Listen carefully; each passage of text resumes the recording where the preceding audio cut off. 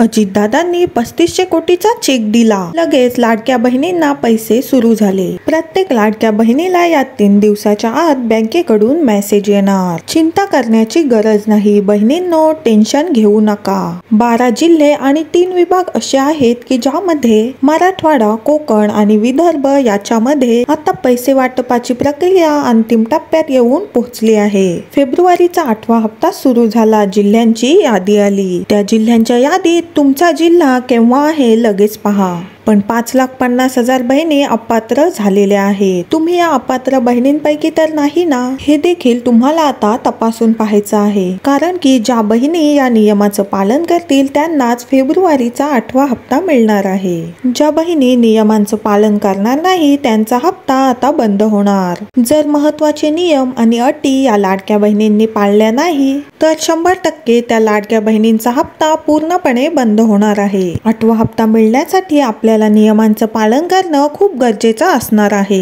आता ज्या लाडक्या बहिणींकडे 2 चाकी वाहन आहे म्हणजे मोटारसायकल आहे अशा बहिणींना देखील अपात्र करणार आहेत की नाही ते देखील तुम्हाला आता बघावं लागणार आहे. लाडकी बहीण योजनेचा 8वा हप्ता सुरू झाला. बहिणींना मेसेज यायला सुरुवात. तुमच्या जिल्ह्यात हप्ता केव्हा येणार हे लगेच बघून घ्या. कारण की आता लाडक्या बहिणींना फेब्रुवारीचा हप्ता 2100 रुपये भेटणार आहे. कोणत्या माता भगिनींना 2100 रुपये मिळतील हे देखील मी तुम्हाला पुढे सांगणार आहे. त्याचसोबत होळी निमित्त साडीचं वाटप देखील होणार आहे. राज्यातील तब्बल 24 लाख बहिणींना साडी देखील मिळणार आहे. ही साडी रेशन कार्डवर मिळणार असून तुम्हाला काय कागदपत्र लागणार आहेत तेही मी तुम्हाला व्हिडिओ मध्ये सांगणार आहे. पण 8व्या हप्त्यासाठी नियमांचं पालन करणं आता खूप गरजेचं आहे. 8व्या हप्त्याची यादी देखील आली तर त्या यादीमध्ये तुमच्या जिल्ह्याचा नंबर केव्हा आहे ते लगेच बघून घ्या. आता जिल्ह्यांच्या यादीमध्ये जे सर्वात मोठे जे जिल्हे आहेत ज्यामध्ये आपण बघायला गेलं तर पुणे जिल्हा आहे. पुणे जिल्ह्याची लोकसंख्या खूप जास्त आहे. त्यानंतर नागपूर जिल्हा जो आहे तर त्याची ही लोकसंख्या खूप जास्त आहे. ठाणे जिल्ह्याची लोकसंख्या देखील खूप जास्त आहे. तर बऱ्याचशा लाडक्या बहिणींच्या कमेंट येत होत्या की या जिल्ह्यामध्ये पैसे अजूनही मिळाले नाही. मात्र जे छोटे जिल्हे आहेत त्या जिल्ह्यांमध्ये बऱ्याचशा लाडक्या बहिणींना पैसे पोचलेले आहेत. येत्या 3 दिवसामध्ये बाकीच्या लाडक्या बहिणींना पैसे मिळणार आहेत. विशेषतः पुणे असेल, नागपूर असेल, छत्रपती संभाजीनगर असेल, ठाणे असेल किंवा विदर्भातील अमरावती, नागपूर तर अशा ज्या महिला आहेत त्या महिलांना बँकेकडून 2 ते 3 दिवसात पैसे जमा झाल्याचा मेसेज येणार आहे. आता ज्या लाडक्या बहिणींकडे 2 चाकी वाहन आहे म्हणजे 2 व्हीलर आहे तर या बहिणींनी टेन्शन घ्यायची गरज नाही. त्यांना अपात्र ठरवणार नाहीये. कुठल्याही प्रकारची अशी घोषणा नाही. त्यामुळे कोणीही टेन्शन घेऊ नका. सरकारने अधिकृत घोषणा केलेली नाही की तुम्ही अपात्र होणार की नाही. त्यामुळे टेन्शन घ्यायची गरज नाही. आता ज्या माता भगिनींचा आधार कार्डचा प्रॉब्लेम होता किंवा ज्या बहिणी अपात्र झाल्या आहेत तर त्यांचे पैसे आता परत घेणार का तर याविषयी देवेंद्र फडणवीस यांनी खुशखबर दिली. आता कोणत्याही माता भगिनींचे पैसे परत घेतले जाणार नाहीत. पण ज्या माता भगिनी या नियमामधून बाहेर जातील आता नियम पुढे सांगणारच आहे. पण ज्या माता भगिनी या नियमात बसणार नाहीत तर आता त्यांना फेब्रुवारी पासून पुढचे हप्ते मिळणार नाही. पण मागचे हप्ते त्यांचे काढून घेतले जाणार नाहीत असं स्पष्ट विधान देवेंद्र फडणवीस यांनी केलेलं आहे. त्याचबरोबर आता लाडक्या बहिणी आहेत त्यांनी काय करायचं आहे तर त्यांचा जो बँक खाता आहे तर त्या बँक खात्याला त्यांनी आधार कार्ड लिंक करायचा आहे आणि जो चालू मोबाईल नंबर आहे तो नंबर लवकरात लवकर जोडून घ्यायचा आहे. तर लाडक्या ताईंनो, तुमचा जो नंबर आधार कार्डला लिंक आहे तोच मोबाईल नंबर बँक खात्याला लिंक करणं अतिशय गरजेचं आहे. तर बऱ्याचशा बहिणींना पैसे येतात पण मेसेजच येत नाही. तर त्यामुळे बऱ्याचशा माता भगिनींमध्ये गोंधळ निर्माण होतो. तर हे काम तुम्हाला अर्जंटमध्ये करायचं आहे. बँकेच्या संदर्भात हे काम खूप मोठं असणार आहे.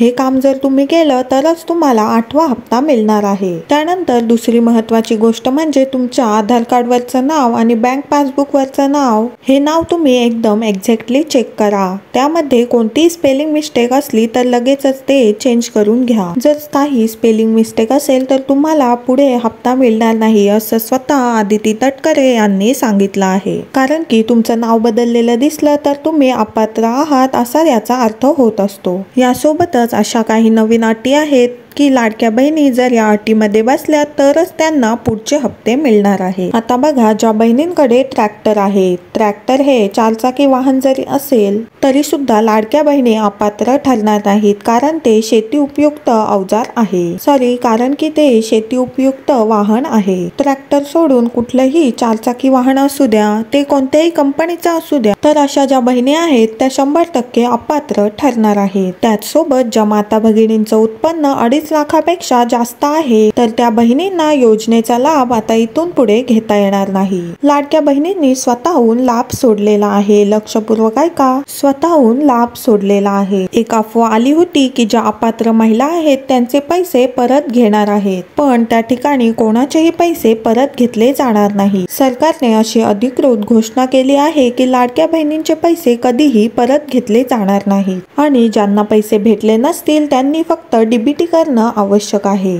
त्यांना बँकेची कोणतीही समस्या येणार नाही याची काळजी घेणं गरजेचं आहे। आणि पोस्टाचं ज्यांचं खातं आहे त्यांच्यासाठी अर्जंट सूचना आहे। पोस्टाच्या खात्यात एक मोठा प्रॉब्लेम होत असतो, तो प्रॉब्लेम म्हणजे पोस्टाच्या खात्यामध्ये लवकर मेसेज येत नाही। मेसेज जर तुम्हाला येत नसेल तर त्यासाठी एक नंबर आहे बघा, त्या नंबरवर तुम्ही मिस कॉल देऊ शकता आणि त्या नंबरवरून तुम्ही तुमचा जो काही बॅलन्स आहे तो चेक करू शकता। त्यासाठी जो नंबर आहे तो बघा 8424026886। या नंबरवर जर तुम्ही मिस कॉल दिला तर याला 1 रुपयाही खर्च येत नाही। आता राहिला प्रश्न, कोणत्या माता भगिनींना साडी मिळणार? तर ज्यांचं अंत्योदय रेशन कार्ड आहे तर या रेशन कार्ड धारकांसाठी एक रेशन एक साडी ही नवीन योजना सुरू करण्यात आली होती। या योजनेदरम्यान 24 लाख असे कुटुंब आहेत की ज्यांचं अंत्योदय रेशन कार्ड आहे, तर नक्कीच तुम्हाला देखील साडी मिळेल, पण तुमचं रेशन कार्ड अंत्योदय रेशन कार्ड असलं पाहिजे। आणि रेशन कार्ड दुकानामधून ही साडी मिळणार आहे। त्या साडीची किंमत 350 ते 400 रुपये असणार आहे। ही साडी तुम्हाला दरवर्षी मिळणार आहे आणि या साडीचं वाटप आता सुरू झालेलं आहे। होळी निमित्त ही साडी तुम्हाला मिळणार आहे। त्याचबरोबर तुम्हाला होळी निमित्त आनंदाचा शिधा आहे तो पण आता मिळणार आहे, पण त्यासाठी तुम्ही KYC करणं खूप गरजेचं आहे। KYC नसेल तर तुम्हाला पैसे मिळणार नाही। तुम्ही हा व्हिडिओ कोणत्या जिल्ह्यातून पाहताय आणि तुम्हाला आतापर्यंत किती पैसे जमा झालेत हे न चुकता कमेंट बॉक्स मध्ये सांगा। आणि कोणत्या बहिणींना 2100 रुपये हप्ता हवाय ते देखील कमेंट करा, कारण की हप्ता जो आहे तो 1500 रुपये सध्या मिळणार आहे, पण मार्च मध्ये नवीन अर्थसंकल्पात तुम्हाला हप्ता जो आहे तो वाढवून मिळण्याची शक्यता आहे। त्यामुळे जास्तीत जास्त जितक्या जास्त कमेंट कराल तितक्या लवकर हप्ता तुम्हाला वाढवून मिळणार आहे। सरकारला देखील समजेल की बहिणींना खूप जास्त गरज आहे, 2100 रुपयाची लाडक्या बहिणींना खूप जास्त गरज आहे।